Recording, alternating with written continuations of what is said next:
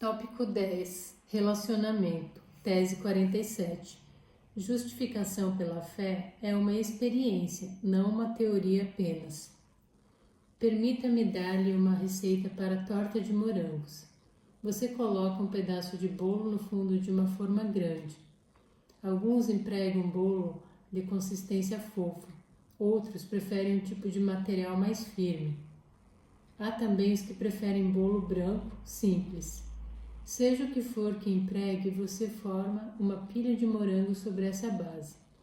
Se for inverno, poderá ter que usar morangos congelados, mas a fruta fresca é melhor. E depois, por cima dos morangos, coloque bastante creme de chantilly. Os detalhes ou métodos podem variar ligeiramente de pessoa para pessoa, mas uma coisa é certa: torta de morangos é uma experiência e não só uma teoria. Todas as variações dos ingredientes, bolo, morangos e cobertura de chantilly, têm um objetivo único no final de contas. A fim de apreciar plenamente torta de morangos, você tem que experimentá-la. Falamos sobre os 3 ingredientes tangíveis na vida cristã que entram na constituição dessa coisa chamada relacionamento. Temos conversado sobre estudo bíblico, oração e testemunho cristão ou serviço aos semelhantes. Nesta sessão, irei tratar sobre a receita para uma vida devocional significativa. Mas, acima de tudo isso, você deve compreender claramente um fato. A teoria, à parte da experiência, é de pouco valor. A fim de tirar proveito da receita, você deve prová-la por você mesmo. Há uma vasta diferença entre conhecer alguém e simplesmente conhecer sobre alguém. Você pode ler sobre Abraham Lincoln ou Florence Nightingale. Pode conhecer a história deles, memorizar suas declarações, admirar-lhes a vida. Mas você não pode ter um relacionamento pessoal com eles. Não pode conhecê-los. Pode apenas saber a respeito deles. Muitos cristãos se têm contentado com saber sobre Deus. Reúnem informação de sua palavra de vez em quando. Discutem sobre ele na classe da escola sabatina semana após semana. Reconhecem que ele é amorável e justo e misericordioso. Admiram-no à distância, mas nunca chegam a conhecê-lo por si mesmos, numa comunhão pessoal, um a um. O salmista declara: provai e vede que o Senhor é bom. Bem-aventurado o homem que nele se refugia. Salmo 34:8. O Desejado de Todas as Nações, página 256, nos diz: falar de religião de maneira casual, orar sem ter a alma faminta e viva a fé, nada aproveita. A fé nominal em Cristo, que o aceita apenas como o Salvador do mundo, não pode nunca trazer cura à alma. A fé que opera a salvação não é mero assentimento espiritual à verdade. Não basta crer no que se diz acerca de Cristo, devemos crer nele. A única fé que nos beneficiará é a que o abraça como Salvador pessoal, que se apropria de seus méritos. A receita é importante, mas o provar e experimentar é ainda mais importante. Poderá ler sobre uma boa receita, mas só pode tomar a decisão de prová-la por você mesmo. Existe uma receita de relacionamento com Cristo? Eis aqui uma que muitos têm achado significativa.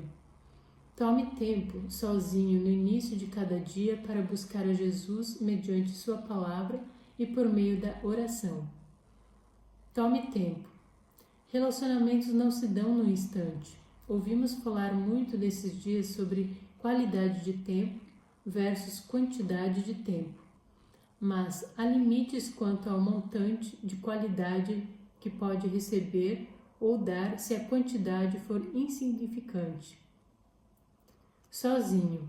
É no convívio com a outra pessoa que ocorre a mais profunda comunhão. Isso é verdade em matrimônios, famílias e amizades. É também verdade com relação a Deus. No início de cada dia. A regularidade é importante. Esteja em pauta seguir um programa de exercícios, Aprender a tocar piano ou fazer um amigo. O contato raro não é suficiente. Buscar a Jesus. O enfoque da vida devocional sempre será Ele. A vida devocional não pretende ser um estudo de profecia ou doutrina ou temperança. É familiarizar-se com uma pessoa, Jesus, mediante sua palavra e mediante oração. Ele nos fala mediante sua palavra, respondemos-lhe mediante a oração. Falar e ouvir são elementos básicos da comunicação. Não se detenha na receita apenas, seja de torta de morangos ou sobre como conhecer a Deus. Experimente-a por você mesmo. Somente então você realmente compreenderá o seu valor. Tese 48. A vida devocional do cristão não é opcional. O relacionamento com Deus é a base integral da vida cristã ativa. Alan jamais pensava em passar da hora de acordar. Havia colocado o despertador para soar às 6h30, como sempre, mas estivera acordado até tarde da noite anterior. E, quando o alarme tocou, despertou apenas o suficiente para apertar o botão de desligar e tornar a cair no sono. Quando finalmente acordou, já eram 7h55 e sua primeira aula estava a 5 minutos após sua corrida através do campus. Agora, por favor, não me entenda mal. Alan realmente acreditava na importância de vestir-se pela manhã e barbear-se e escovar os dentes e pentear o cabelo, mas simplesmente não havia tempo. O professor de sua aula das 8 não lhe perdoaria a ausência ou o atraso, e além disso ele teria um teste naquela manhã. Apesar de detestar ter que fazê-lo, Alan pulou da cama, apanhou seus livros e cadernos e correu para a porta. Escorregou sobre sua carteira exatamente no momento em que soava a sineta. Você já conheceu um Alan? Passei a maior parte de minha vida numa sala de aulas ou em suas proximidades. Os primeiros 16 anos como estudante, seguidos de pelo menos 16 anos adicionais como professor de meio período. Já vi milhares de estudantes e nunca vi um que viesse para a sala de aulas de pijamas. De algum modo, não importa quão ocupados estejam, quão tarde acordem pela manhã ou quão importante seja a aula, eles conseguiram ajustar seus horários de forma a se apresentarem em classe plenamente vestidos. Contudo, não só estudantes, mas pessoas mais idosas também alegam repetidas vezes que não conseguem dedicar um tempo regular para a vida devocional com Deus, porque não dispõem de tempo. Numa convenção médica no leste, poucos meses antes de redigir este manuscrito, ouvi isso outra vez. A esposa de um médico perguntou com evidente sinceridade: mas que fazer se a gente não tem tempo? Encontramos tempo para nos vestir e nos arrumar todo dia. Encontramos tempo para tomar nossas refeições. Contudo, deixamos de achar tempo para revestir-nos do manto da justiça de Cristo e comer o pão da vida. Qual é o problema? É falta de tempo? Não. Cada um de nós tem 24 horas no dia. Não nos falta tempo, falta-nos motivação. Quando declaramos que não temos tempo para uma coisa, estamos realmente dizendo que não a consideramos importante. É ainda verdade que você dispõe de tempo para o que julga ser o mais importante. Falta de tempo não é uma excusa para nada, mesmo neste mundo. As coisas para que você tem tempo são aquelas a que você atribui maior valor, e as coisas para que você não dispõe de tempo são as que você julga menos importantes. É tão simples quanto isso. Jesus indicou isto a Marta, quando hóspede em sua casa em Betânia. Ela não tinha tempo para assentar-se a seus pés e não julgava que Maria tivesse tempo também. Não se preocupe com a entrevista pessoal com o Filho de Deus. O fato importante, na mente de Marta, era ter o jantar pronto sobre a mesa. E Jesus teve que lembrá-la sobre o que era necessário e o que não era. Marta, Marta, andas inquieta e te preocupas com muitas coisas. Entretanto, pouco é necessário, ou mesmo uma só coisa. Maria, pois, escolheu a boa parte, e esta não lhe será tirada. Lucas 10, 41 e 42. Você pensa que é a sua condição de membro da igreja que lhe garantirá a salvação? Julga que é seu comportamento moral? Julga que é o trabalhar para o Senhor, mesmo se esquecendo do Senhor da obra? Ou crê em João 17,3, segundo o que a vida eterna é esta, que te conheçam a ti, o único Deus verdadeiro, e a Jesus Cristo, a quem enviaste? É-nos dito que nosso eterno bem-estar depende do uso que fazemos durante esta vida de nosso tempo. Entretanto, quantas vezes temos decidido por nossos atos que não dispomos de tempo para Deus? Hoje você é convidado para o relacionamento e comunhão com Jesus, a coisa acima de todas as outras, para a qual cada um de nós deveria reservar tempo. Se você não tiver tempo para Ele, não tem tempo para viver. Tese 49. Se não tomarmos tempo para a Bíblia e a oração, iremos morrer espiritualmente. Qual foi o maior espaço de tempo que já passou sem comer? Quase todos provavelmente já ficamos sem uma refeição de quando em quando. Que tal 24 horas sem comer?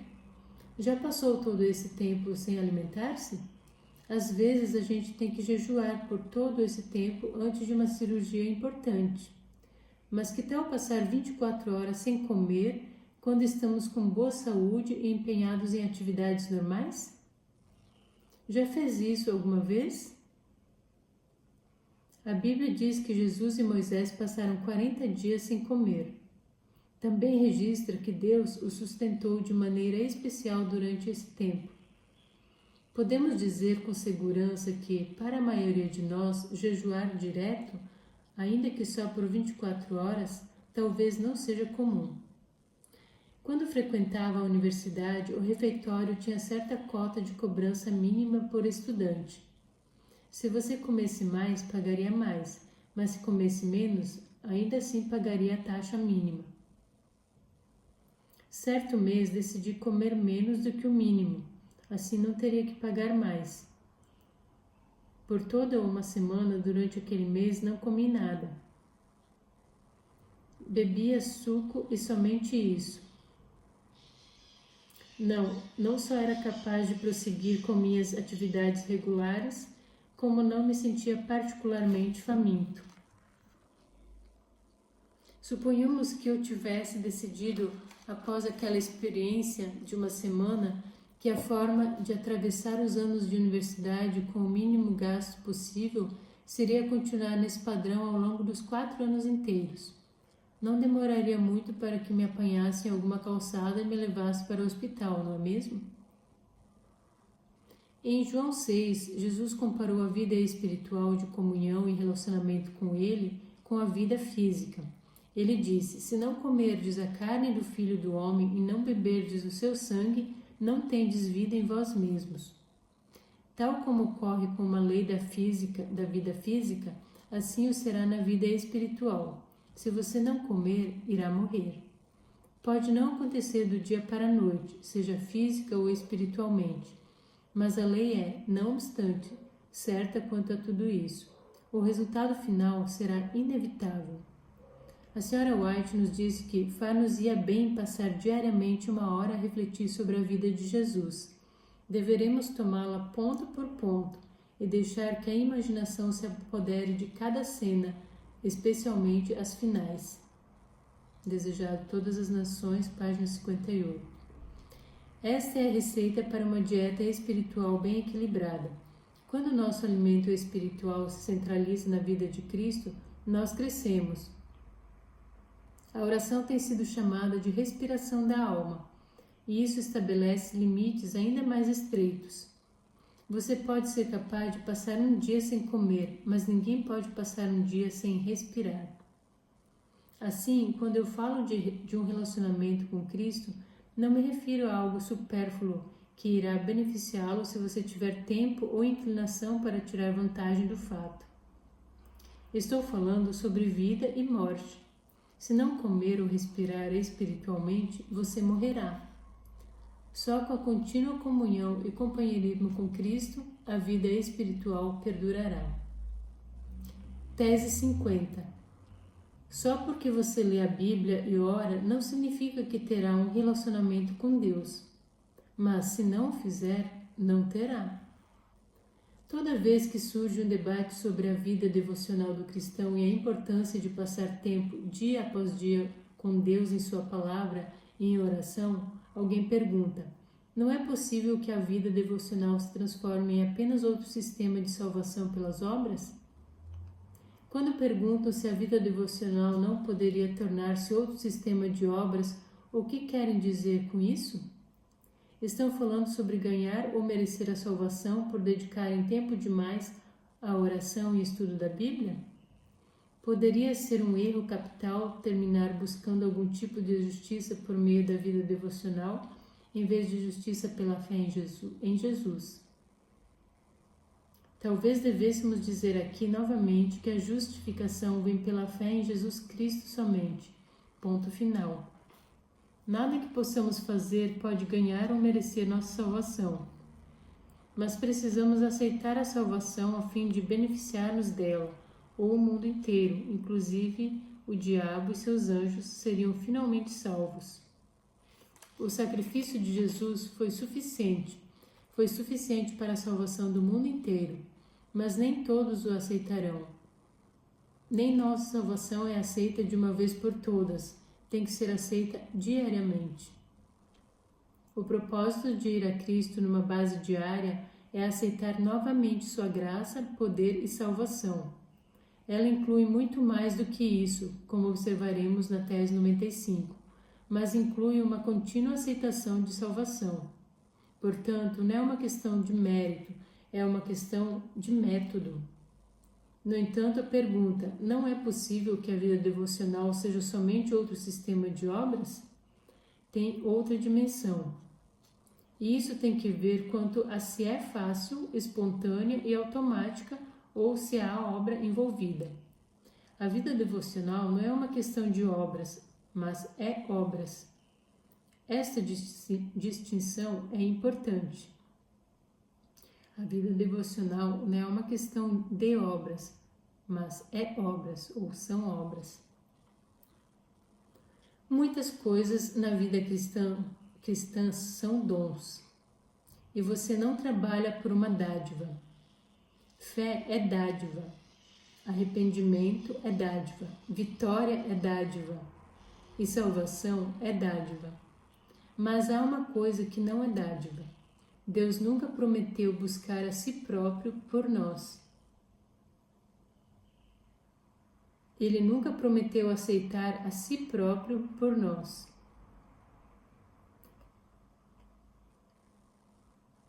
Nunca prometeu familiarizar-se com Ele próprio por nós. Nem tudo na vida cristã é espontâneo. Às vezes pode ser uma alegria buscar a Jesus para ter comunhão e companheirismo pessoal. Outras vezes isso pode exigir toda partícula de força de vontade e disciplina própria, de fibra e determinação que possuímos. Paulo chama isso combate da fé. Não cremos numa religião passiva.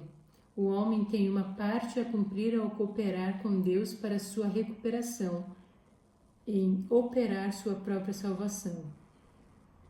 Que tragédia que tantos cristãos tenham compreendido mal esta verdade. Temos despendido tempo interminável e enorme energia e força de vontade tentando forçar-nos a fazer o que não podemos realizar e que Deus prometeu fazer por nós. E não temos feito aquilo que Ele nos convidou a fazer, buscá-lo. Temos esperado estar na disposição mental, esperado que a experiência devocional nos venha espontaneamente. Se você já tentou passar tempo regular com Deus, sabe que isso pode ser tarefa difícil. Já se achou olhando ao relógio para ver quanto tempo ainda tem? Já folheou as páginas seguintes daquele capítulo que está lendo para ver quantas páginas mais há? Já achou difícil orar? O que faz quando isso acontece? Bem, uma coisa é certa: desistir não ajuda. Como disse alguém, quando for duro orar, ore duramente. O Maior Discurso de Cristo, página 115, diz: quando sentimos que pecamos e não nos é possível orar, é o momento de orar. Assim, nos momentos em que achar a vida devocional uma subida íngreme, a coisa que não deve fazer é desistir. Ler a Bíblia e orar não é garantia de vida e saúde espirituais. É possível fazer ambas as coisas e ainda manter o coração longe de Deus. Os fariseus o fizeram, e o mesmo pode ocorrer-lhe. Mas uma coisa é certa: você não pode manter a vida espiritual se não buscar a Jesus mediante sua palavra e por meio da oração. Somente porque você come e respira não garante uma saudável vida física. Mas não seria saudável se não o fizesse. Existem problemas em prosseguir na vida devocional? Certamente. Há problemas em prosseguir na vida física. O ar é poluído, existem germes nos alimentos. Mas nenhum problema é tão grave que torne o comer ou o respirar opcionais. A vida espiritual pode prosseguir somente ao persistirmos em buscá-lo. Tese 51. O propósito principal da oração não é obter respostas, mas conhecer a Jesus. Pense por um instante sobre um de seus melhores amigos. Essa poderia ser uma tarefa bem agradável. Permita que sua mente remonte ao tempo em que estiveram juntos pela última vez. Sobre o que falaram? O que fizeram? Como passaram o tempo juntos? Agora, considere duas coisas. Primeiro, quanto de seu tempo juntos você passou pedindo perdão a seu amigo? E quanto de seu tempo juntos passou pedindo-lhe favores? Você às vezes precisa pedir perdão a um bom amigo? Certamente. Alguma vez pede favores a amigos? Com toda certeza. Mas se essa fosse a base integral do relacionamento, este não permaneceria por muito tempo, não é verdade? Deus nos convida a fazer amizade com Ele. Jesus disse em João 15, 14 e 15: Vós sois meus amigos. Já não vos chamo servos, porque o servo não sabe o que faz o seu senhor, mas tenho-vos chamado amigos. Caminho a Cristo, página 93, declara: a oração é o abrir do coração a Deus como a um amigo. Deus é bom em dar e perdoar. Ele nos convidou para pedir. Ele se deleita em dar. Faz parte do plano de Deus conceder-nos, em resposta à oração da fé, aquilo que Ele não outorgaria se eu não pedíssemos assim. Deus não é mesquinho com suas bênçãos. Ele encheu sua palavra de promessas para animar-nos a ir a Ele. Ao esperar que peçamos suas prometidas bênçãos, está Ele honrando nossa faculdade de escolha. Mas às vezes nos envolvemos tanto com o pedir e receber que nos esquecemos do muito mais que está em disponibilidade. Deus deseja mais do que simplesmente suprir as nossas necessidades. Ele deseja o nosso amor. Ele nos tem concedido preciosas e muito grandes promessas, mas nunca nos deu a garantia de que toda a promessa da Bíblia é para nós, neste tempo e sob essas circunstâncias. As promessas de bênção espiritual podemos sempre reclamar. É sempre sua vontade perdoar os nossos pecados, dar-nos poder para obedecer e poder para trabalhar em seu serviço. Mas quando se trata de promessa de bênçãos temporais, mesmo a vida, precisamos submeter nossa vontade a dele e aceitar sua escolha por nós. A Bíblia contém promessas tanto de libertação quanto de força para sermos fiéis até a morte. Compete a Deus decidir que dons são apropriados para cada necessidade. Significa isto que não deveríamos solicitar nem mesmo as bênçãos temporais? Não, é sempre correto pedir. Deus nos pediu que pedíssemos. Bem no meio da oração do Pai Nosso, há um pedido para uma bênção temporal. O pão nosso de cada dia dá-nos hoje, ensinando-nos a pedir cada dia o que necessitamos, tanto as bênçãos temporais como as espirituais. Deus tem um propósito para nosso bem. Deseja que reconheçamos nossa dependência de seu constante cuidado, pois procura atrair-nos em comunhão com Ele. Observe por que Ele nos convida a pedir, em lugar de simplesmente conceder-nos as bênçãos espirituais e temporais de que precisamos sem que solicitemos. É para ensinar-nos dependência dele e atrair-nos à comunhão com ele. Deus não é o tipo de amigo que fala somente de seus próprios interesses. Ele nos convida a ir e falar com ele sobre o que está em nossa mente. Deseja ouvir sobre o que estamos pensando e sentindo. Deseja compartilhar de nossas alegrias e tristezas. Às vezes as pessoas perguntam: mas Deus já não sabe tudo a nosso respeito? Logicamente que sim. Mas mesmo nos relacionamentos humanos, falar por falar é importante. Mesmo a nível humano, as informações quase não são tão importantes como a comunicação que ocorre quando as pessoas compartilham. Suponhamos que você tem um amigo íntimo que recebe alguma notícia agradável. Talvez haja lido sobre essas notícias no jornal, e uma vez que o conhece e sabe algo sobre seus sonhos, alvos e personalidade, diz a você mesmo: meu amigo ficará realmente feliz. Então, suponhamos que ele o chame ao telefone e diga: adivinha o que aconteceu? Nem precisa contar, meu caro, eu já sei. Li no jornal e sei como está emocionado. Agora chega desse assunto. Falemos sobre outra coisa. É assim que você reage? Não, você o ouve contar tudo. Compartilhe de seu entusiasmo. Sente-se honrado por ele ter partilhado aquilo com você, pois é uma declaração de amor e amizade. Deus dispõe de todas as informações de que precisa. É a comunhão com aqueles que Ele ama que está faltando. É por isso que Ele nos convida a partilhar nossa vida com Ele. Tese 52. O principal propósito do estudo da Bíblia não é obter informação, mas conhecer a Jesus. Um grupo de cristãos nas ilhas dos mares do sul desce até a praia cada manhã para olhar para o Oriente e ver se Jesus já está voltando. Eles não ouviram dizer que Deus não ressuscitou mais os mortos, como fazia nos tempos bíblicos. Assim, oram e os mortos são ressuscitados. Um desses cristãos estava tentando obter do chefe da tribo permissão para que sua filha fosse batizada. A filha havia aceitado Jesus, mas seu pai lhe proibira de unir-se à igreja. Se Deus enviar um terremoto amanhã de tarde, às 3h, você permitirá que sua filha seja batizada? Perguntou o cristão ao chefe. O chefe concordou.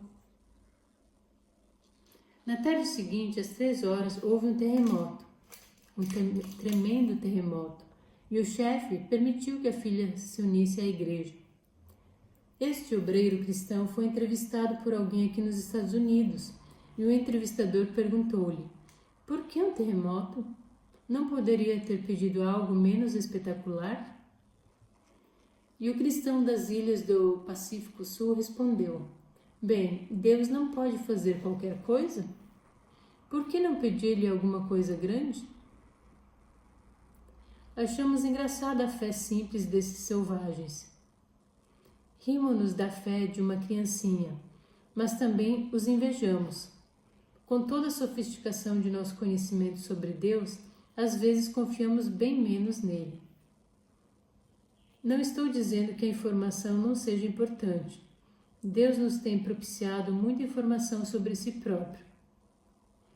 Ele deseja uma fé inteligente, mas a informação não é suficiente.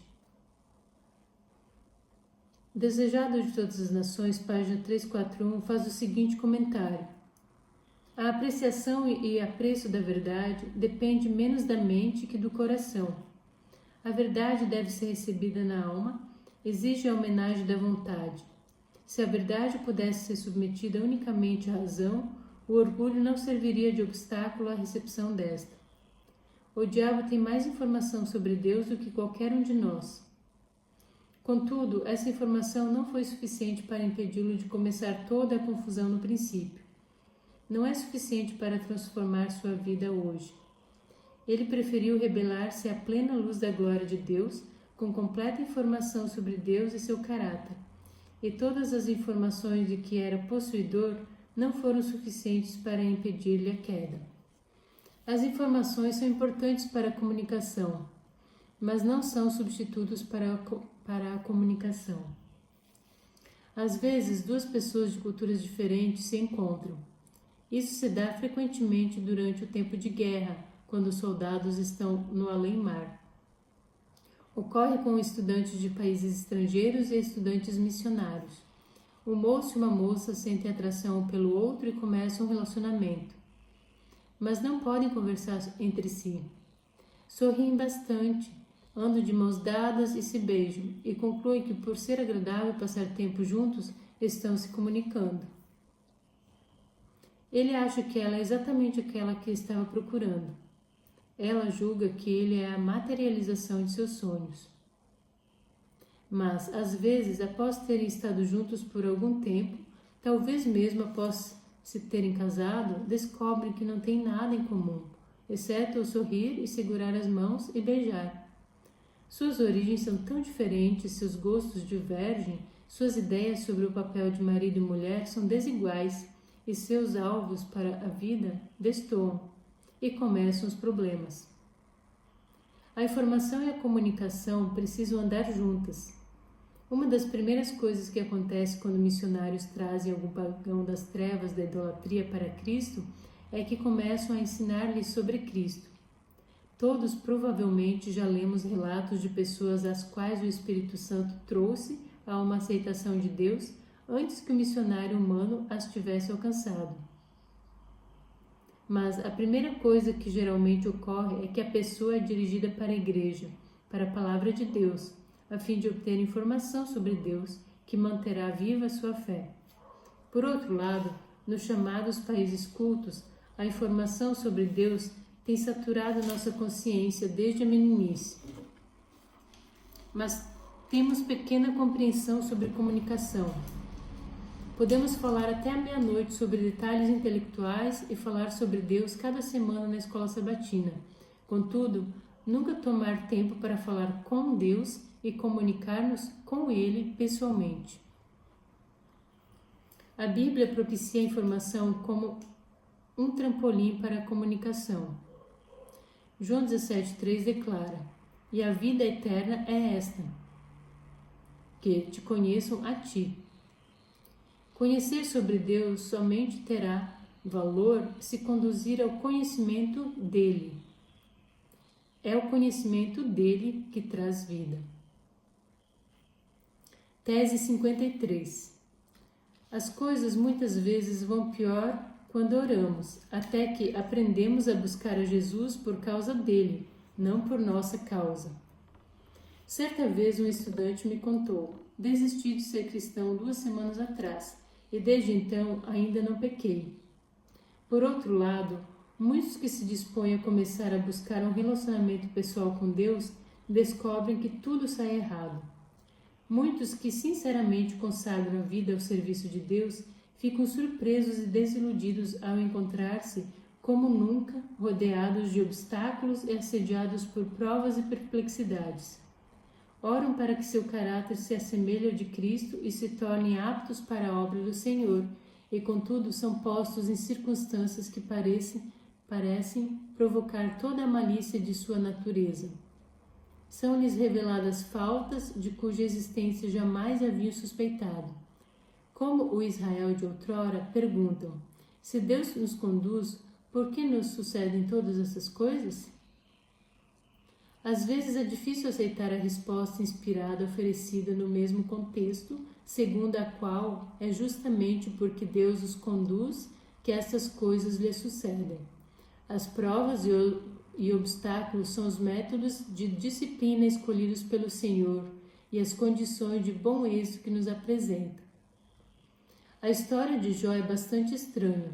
Ali estava um homem que era perfeito. Deus disse que ele era perfeito. Ele disse a Satanás: observaste o meu servo Jó? Porque ninguém há na terra semelhante a ele, homem íntegro e reto, temente a Deus e que se desvia do mal. Contudo, Deus deu ao diabo permissão para atacar a Jó, mesmo sendo Jó perfeito. E da noite para o dia, o pobre Jó viu se deparando com mais problemas do que a maior parte das pessoas enfrenta durante toda a vida. Sua riqueza desapareceu, consumiu-se sua saúde, seus filhos sumiram e, mais ainda, ele perdeu o respeito da esposa, sua reputação na comunidade e a confiança dos amigos. Qual era a acusação do diabo contra Deus nesse cenário?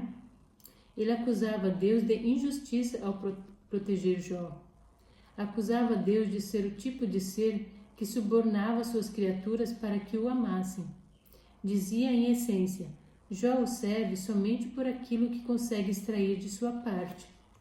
Mas Deus sabia melhor. Ele sabia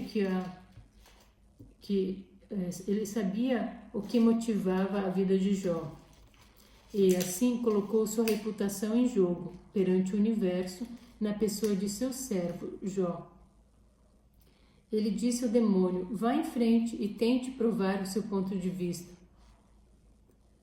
Às vezes há pessoas que fazem objeções à história de Jó, sentindo que Deus estava usando Jó como um peão em seu jogo com o diabo. Mas não era Jó que estava em julgamento, era Deus.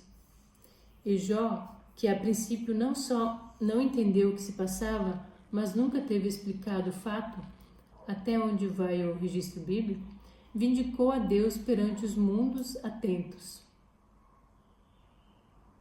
Ninguém admira um mercenário.